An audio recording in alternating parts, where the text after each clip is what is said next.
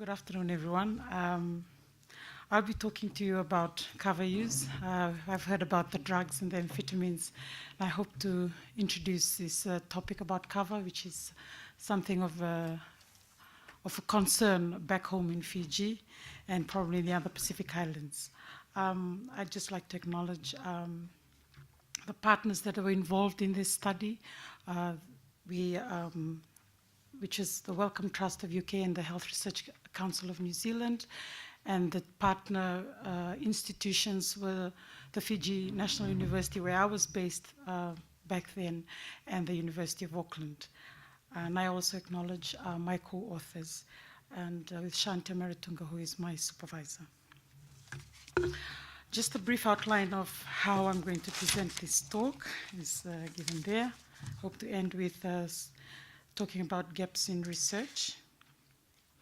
Just a bit of background. We know that WHO reports that every year the lives of more than 1.24 million people cut short as a result of road traffic crashes, and that more than 90% of these deaths that result from road traffic injuries happen in low and middle income countries like Fiji. Amongst the known risk factors, the contribution of alcohol and the recreational drugs that we're talking about today to driver performance is well established. In the Pacific, where the consumption of Kava is high, its role in road traffic injury in the Pacific setting has received minimal attention. Just to give you a quick background about Kava, it's a widely consumed beverage in the Pacific Islands, in all the three areas of Polynesia, Micronesia, and Melanesia. And well, back then, even up till now, a lot of it is for ceremonial, therapeutic, and recreational purposes. And it's prepared from the dried or the green roots of Piper methysticum. And of course, the active ingredient there is the lipid-soluble cavalactones. There are 18 of them, and 6 of which that we are interested in because of their observed effects. And of course, the actions of cavalactones that have been hypothesized is that they act on the GABA-A receptors, producing these the pleasurable sedative and anxiolytic and muscle relaxation effects. And of course, the inhibition of the cytochrome P450 is an issue because of hepatotoxicity. Why is Kava popular in the islands? I probably can summarize that with these 2 quotes that I got from Hokat in 1929 and Lemert in 1967. It gives a pleasant, warm, and cheerful, but a lazy feeling. The head is affected pleasantly. You feel friendly, not beer sentimental. You cannot hate with Kava in you. Kava quiets the mind. Why should it be a concern, especially for us in the Pacific? Because there's an increase in use of Kava, at least for Fiji, and it's also observed in other Pacific islands, and I would imagine it is, from anecdotal evidence, it is also amongst the Fiji islanders that are living here in New Zealand. I'd also like to acknowledge the Fiji National, the NCD STEP survey that found an increasing use of Kava mixed with alcohol, and it's called the washdown. Because people cannot afford alcohol, they will take Kava, drink a lot of Kava to the point of intoxication, have a bit of alcohol to kick in, and that's the way it's taken in Fiji at the moment. In terms of negative effects, I think the ones that are important, while sedation is good, it is not appropriate if you are intending to drive, and also the issue of slow reflexes and the ataxia that sets in with increasing intoxication. Also fatigue, probably because of the long hours of sitting. In Fiji, because of the high use of Kava, government actually put in a ban. There was a policy that was put out in 2007 to ban Kava drinking from all government offices, and that policy is still in force. And of course, in Fiji and in most of the Pacific Islands, there are no specific laws against Kava drinking, nothing as specific like alcohol that we've been talking about. I tried looking up the scientific evidence on this. Of course, there are no epidemiological studies that have examined the effect of Kava use and motor vehicle crash and injury. But what I was able to find were these 4 experimental studies, two German ones and 2 Australian ones, using computer test systems or driver simulator. I was quite interested to see the one that's sitting outside there. But all of them were using medicinal doses between 180 and 300 milligrams of cavalactones. And in the literature, 300 milligrams of cavalactones is considered the medicinal high dose.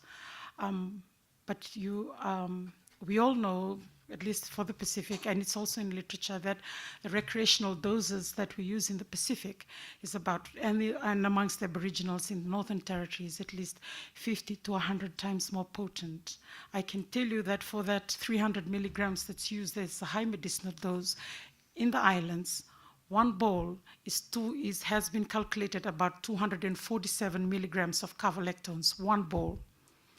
Average drinking time, within 1 hour, you can have an average of about 6 bowls, and you might sit down for over 6 to 7 hours drinking Kava. So way, way higher than what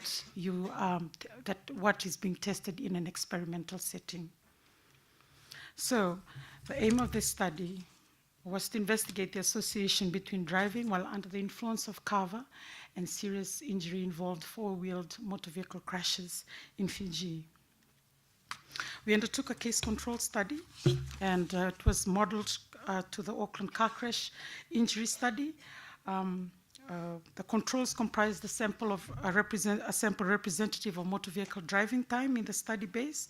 It was identified using a prospective 2-stage cluster sample roadside survey. We did very much a roadside survey, 50 roadside surveys, and this was based in Viti Levu, which has about 70% of the total population and more than 90% of the vehicles for the whole country. And in accordance with the protocol and ethical guidance in Fiji, the stopping of vehicles, or the directing of vehicles, was managed by traffic police.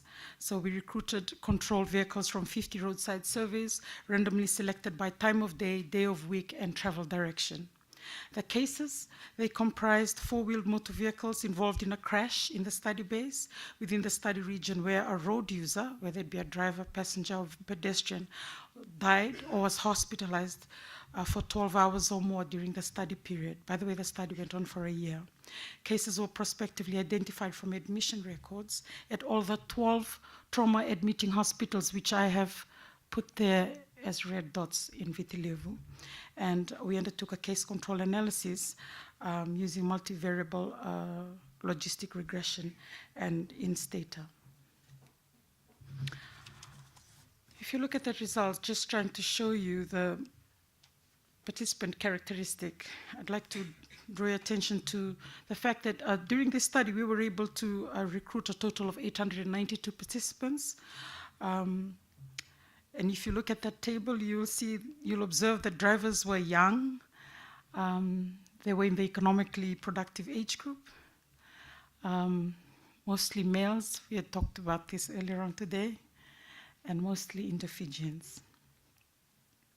By the way, those are the two major ethnic groups back home, Fijians, indigenous Fijians, and Indo-Fijians.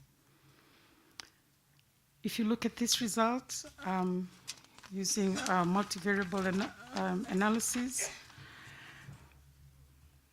again, you will see that Kava use 12 hours prior to the crash or the survey was higher amongst crash drivers compared to the controls, and a larger proportion of case drivers also reported longer-term use of Kava over the previous year compared to controls. The result also showed that after we adjusted for major confounding factors in the multivariable analysis, consuming Kava within 12 hours of driving was associated with a 3-fold increase in the odds of crash involvement. And we also calculated the population attributable risk, and so that at least 16% of motor vehicle crashes in Viti Levu could be attributed to the acute consumption of Kava. There were no significant interaction between acute Kava and acute alcohol use, and also between acute and usual Kava use. What are the implications of this? Well, this study illustrates the importance of investigating context-specific factors that account for a substantially greater burden of road crashes in low-resource countries, settings like Fiji. Driving under the influence of Kava is an important contributor to serious injury-involved motor vehicle crashes in Fiji. And there should be, we think that there should be explicit attention in road traffic safety strategies to target Kava use in the context of driving in the Pacific, where Kava use is common.